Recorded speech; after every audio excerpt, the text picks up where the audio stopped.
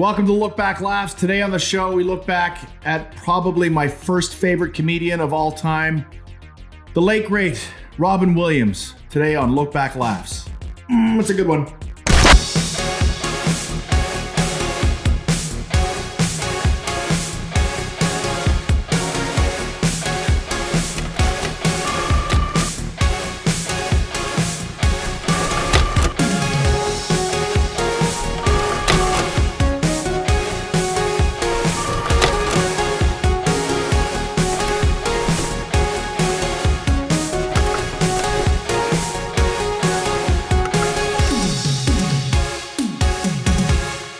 Well, welcome to Look Back Laughs, where we look back at the careers of comedians and comedies that have inspired me to get into comedy. You know me. My name's Pete.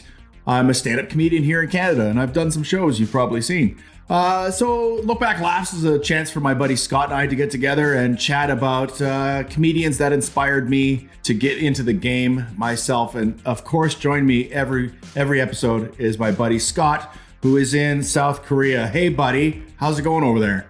Hey Pete, how's things? And hi everybody out there. Things are doing pretty good. They are what they are. Yeah, same story. Again, very grateful that we have this opportunity to have a little chat every week and look back at some of the great comics of all time. And I believe this is episode number 10. Is that correct? I believe so, yeah. Yeah, and I remember when we started doing these episodes, I thought, we're going to run out of comics. Like, it's going to be like, here we are, episode 10, and we're finally hitting my first favorite comedian of all time. Today on the show, Robin Williams. So the late, great Robin Williams. So Pete, what's your first memory of Robin Williams, or where did you first see Robin Williams? Mork and Mindy, for sure. That was my first time seeing Robin Williams, for sure, was Mork and Mindy. He originated that character on Happy Days. That was the first appearance of Mork from Mork. Was on Happy Days. It was such a hit that they created a whole television series around that character called Mork and Mindy, set in Boulder, Colorado, which I got to visit a couple years ago, and I was very excited to visit the town where Mork and Mindy lived. And it's funny to think back on that progression of how that show got started. It started on Happy Days, which was a show set in 1950s, and then Mork from Mork ended up in present day Boulder, Colorado in the 1970s, I guess, right? So somehow, I guess Mork from Mork was a time traveler. I never thought of it until we were planning this episode. I was like, wait a second. Happy Days and Mork and Mindy don't live in the same time period. So Mork from Mork was a time traveler as well. Yeah, I don't remember that being on Happy Days. Happy Days was a show that I occasionally watched. Like, I loved the Fonz, but I didn't watch the show that much. But Mork and Mindy was a show I absolutely loved as a kid. I think it started in 1978. So okay. I was like... 6 or 7 years old, but I remember always watching that show. So that was the first time I saw Robin Williams too. Yeah, we were way younger than that. That's I have, when I think back on Robin Williams, I was always a fan of his. Like, I don't remember a time when I wasn't a fan of Robin Williams. Like, I was a very little kid watching Mork and Mindy. Might have been my first favorite character on television was Mork from Mork. And it's interesting that we do this TV show, Look Back Laughs, and we talk about people who have influenced me. And who influenced Robin Williams was Jonathan Winters, who played his son on Mork and Mindy. And that was my first seeing of Jonathan Winters, was on Mork and Mindy. So yeah, Robin Williams got to bring his influence onto his TV show. And I remember that was so funny. Like, how is it an older man playing the son of Mork from Mork? And because he ages backwards. It was so fun and silly. It was a great television show.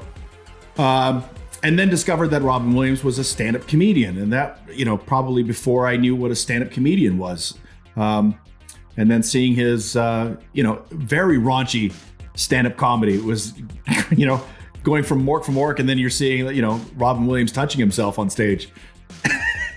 It was an eye-opener. It was exciting as a kid, And then, of course, his films, as a young man discovering, my God, Good Morning Vietnam might be one of my favorite comedies of all time. And one of the great soundtracks of all time, by the way. I remember just playing the hell out of that. Maybe tape at the time. I think it was a cassette tape. Yeah, I was going to mention, I was going to bring that up. Like, I wasn't a fan of that movie, but that soundtrack, no. To be honest, I'm not a huge fan of Robin Williams comedies, but I really loved him. I really loved him in his dramas, which maybe we'll get into. But Good Morning Vietnam, that's a soundtrack and a tape like you mentioned that I remember the second most about him. It was a tape I think I got off the Columbia House. You remember the thing you mailed in? Yeah. Of course. You got X amount of tapes and you had to buy so many. But that's one of the tapes I got. And I really liked the music on it, but I loved the DJ in between the songs of Robin Williams. Absolutely, yeah. So that was another.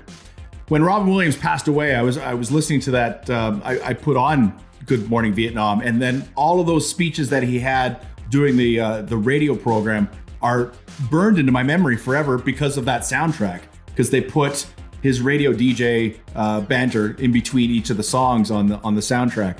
Brilliant soundtrack, brilliant movie. And then we just touched on his death, and it's kind of a sad episode talking about Robin Williams in the past tense, even though it's been years now since he's gone, but he just left a huge hole, and I think it's the celebrity death that has moved me the most. Like every year on the passing of his or his birthday or the anniversary of his death, I think about him all over again, and my God, it's just. I hate when comics use the word genius because it's unwarranted a lot of times. But absolutely, Robin Williams was a comic genius that we were just lucky enough to see him flourish in all these different mediums that he did. Stand-up, film, television, live theater. He was unstoppable until he was stopped. Obviously, I miss Robin Williams dearly. Huge influence on my wanting to be in show business. Like Good Morning Vietnam, like we mentioned, one of my favorite comedies of all time. And then when I moved to New York, my God, that's when Robin really put out a lot of quality films. Like I remember being in acting school and Hook came out, where he played Peter Pan, and then one of my favorite movies of all time, The Fisher King, shot in New York when I was in New York. And I knew all the locations that they visited and hung out in Central Park where they did that famous scene. And when I said I didn't enjoy his comedy movies, I mean, some of them are okay, but the movies you're talking about, I consider a little more in the drama range. And I did like those movies. Yeah, of course. Those movies like Mrs. Doubtfire and stuff, I didn't care for that much. But Mrs. Doubtfire always makes me laugh when I think of the title because I remember I was taking my grandmother down to Sault Ste. Marie for a doctor's appointment, and we drove past the marquee for the movie theater, and it said Mrs. Doubtfire. My grandmother pointed out, and she said to me, that's a man playing that. And yes, Grandma, yes. So it makes me laugh every time. Yeah, it's kind of the hook of the movie is that, he's a man playing an old lady. His movies... I thought he was great in a lot of dramas. Like some of my favorite movies of his were like weird ones. I did love Hook, which you mentioned, because I was a big Peter Pan fan. But movies like an oddball movie, which is kind of a comedy that people absolutely hate, but I absolutely loved when I was young because I was a huge Popeye fan, was Popeye. Oh my God, I loved him in Popeye. Yeah. Wow. That's I know people say it's an awful movie, but I still like it. It really is. Is that right? I saw it in the movie theater in Wawa, and I remember it might have been my first disappointing movie. The Wawa movie theater, before it shut down. I remember it was a Saturday afternoon. All the kids. Iceman was the last movie that played at the Roxy Theater in Wawa. But all the kids piled into that movie theater on a Saturday afternoon to see Popeye. And I remember all those kids leaving the theater just so disappointed. It was it might have been my first disappointing movie. Robin Williams' first movie, his first ever movie.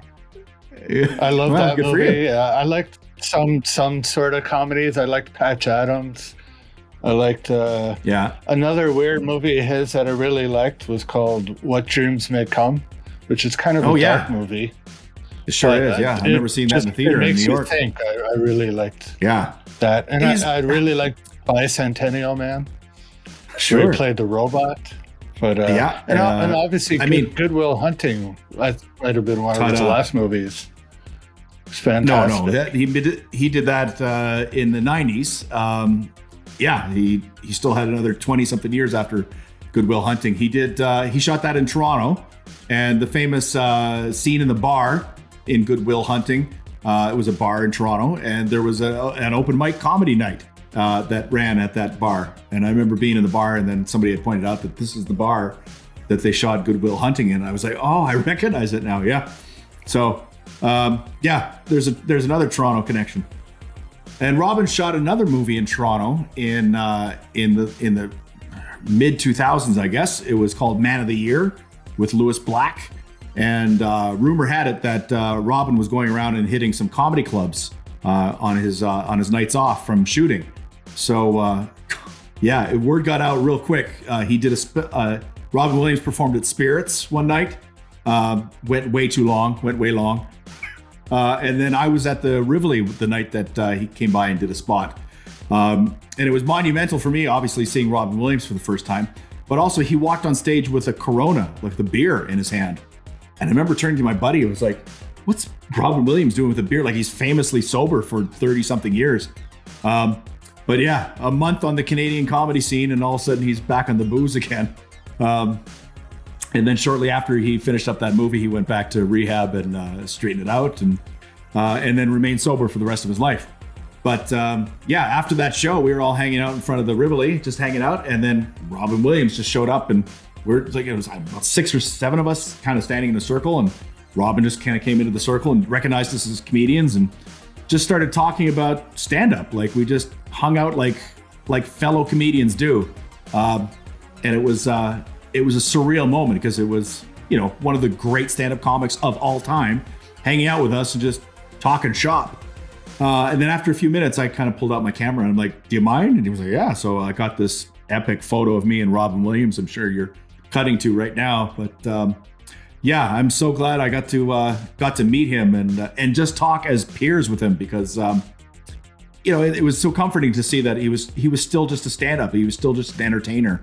And that's everything I've read about the guy, is that he was this exceptional human being, but he never thought he was anything special. Like, he just wanted to be part of the scene. It's a brilliant book. This one called Robin, worth checking out. Came out obviously after his passing a couple years ago. Great read. Again, just tragic loss, and it sucks. It sucks that he's gone. It's just, there's no gentle way to kind of talk about Robin Williams' suicide, because it's suicide, and it's a tragic end to his life. But it's probably better than ending it on Popeye. Yeah, true enough. But Robin suffered from Parkinson's. He was diagnosed with that at the end of his life, and one of the other syndromes that came with it ended up really causing havoc in his brain, and that was the direct cause of what took his own life. So he was sober right up until he died with the sobriety intact, and didn't have any kind of dark demons that he was battling that ended up taking his life. It was this horrible brain injury, disease, dysfunction that finally did him in. So. I miss him dearly. I miss his movies. I miss his stand-up. One of the first kind of stand-ups I ever saw him do was Comic Relief that he did with Whoopi Goldberg and Billy Crystal. And they did a series of those. I think they've made something like $80 million for homeless charities over the years. And, tremendously, giving guy. And I got to work with Whoopi at the Just for Laughs Festival. So there's another little connection I have with Comic Relief. Yeah. San Francisco boy, so wore the San Fran hat today. Beautiful city. I understand why he lived his life there. yeah, started his career in San Francisco, moved down to LA as comics do, and he started rocking the Comedy Store, and yeah, a rocket ship to fame. So, Pete, what was it about Robin Williams that had an influence on you or your comedy? Like you mentioned Mork and Mindy, which was where we both first saw him, but we were so young. Like, obviously, like you mentioned, you didn't know what stand-up was. Did you get the comedy back then in Mork and Mindy? Like, I remember this is how he used to drink things on Mork and Mindy, and I used to get a laugh.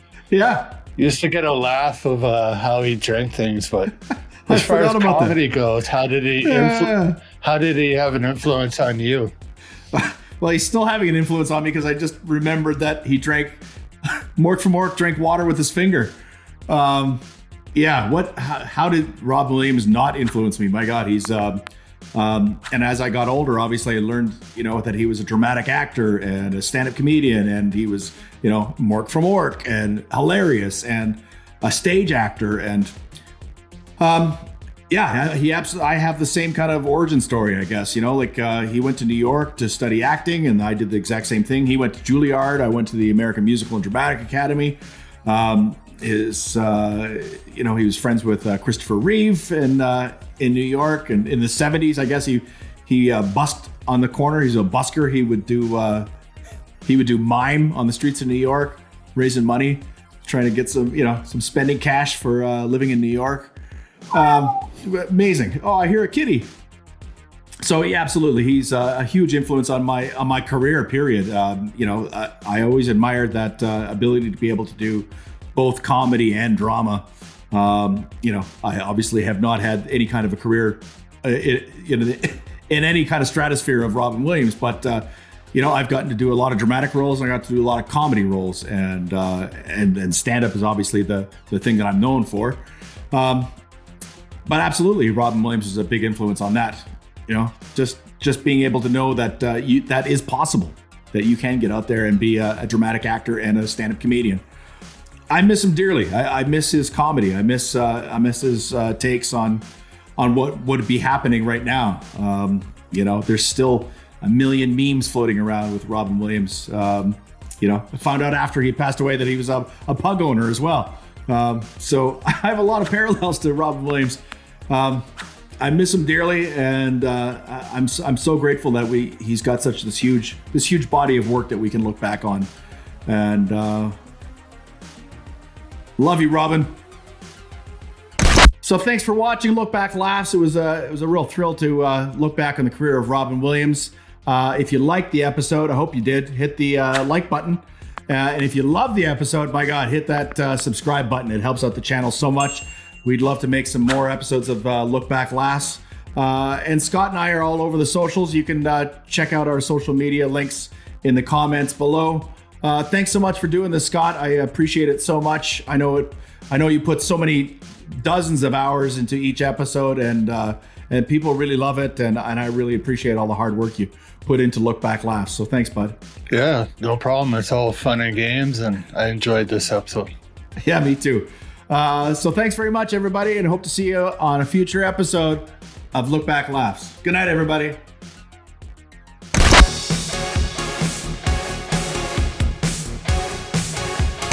Hey, thanks for watching all the way to the end, everybody. If you're looking for some more clips to check out, we're going to post them right over here, over my left shoulder, my right shoulder, or camera left shoulder. And don't forget, hit the like button and leave a comment. We'd love to hear what you have to say about the episode you just watched. Good night, everybody. Thanks for stopping by.